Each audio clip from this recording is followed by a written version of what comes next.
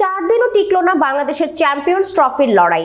নিউজিল্যান্ডের বিপক্ষে জিতলে অঙ্ক অবশ্য পাল্টে যেত, কিন্তু এমন ম্যাচে একেবারে ছন্নহীন টাইগাররা। ব্যাটিংয়ে সেই হতশ্রী পারফর্ম, বোলিংয়ে ছন্ন ছাড়া, ফিল্ডিংয়েও খাপ ছাড়া, ফলে আরেকটি হার। অধিনায়ক নাজমুল হোসেন শান্ত খুঁজেছেন উত্তরণের পথ। এলোমেলো ক্রিকেট থেকে বের হওয়ায় উপায় খুঁজছেন টাইগার অধিনায়ক। গতকাল রাওয়ালপিন্ডিতে কিউইদের বিপক্ষে টপ অর্ডার রান পেলেও বাংলাদেশকে ডুবিয়েছে মিডল অর্ডার। অধিনায়ক শান্ত পান 50, শেষ দিকে জাকের আলী টানেন দলকে, তবে 236 রানের পুঁজি যথেষ্ট ছিল না। রাচিন রবীন্দ্রনাথ সেঞ্চুরিতে সহজেই লক্ষ্য পেরোয় নিউজিল্যান্ড, তাতেই শান্তদের ট্রফির স্বপ্ন সূচনাতেই থামে। অধিনায়ক শান্ত এবার বিরক্ত।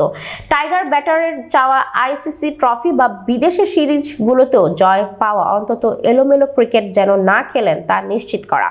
গতকাল ম্যাচ হেরে তিনি সংবাদ সম্মেলনে বলেছেন, আমরা সিরিজ জিতলেও বেশিরভাগ সময় ঘরের মাঠে জিতি, দেশের বাইরের সিরিজ কমই জেতা হয়। আইসিসি ইভেন্টেও একই অবস্থা, একদিন বোলিং ভালো হয় না, আরেকদিন ব্যাটিং খারাপ, আরেকদিন ফিল্ডিং খারাপ হয়, কেমন যেন এলোমেলো ক্রিকেট হয়। আমাদের এটা থেকে বের হয়ে আসার পথ খুঁজতে হবে।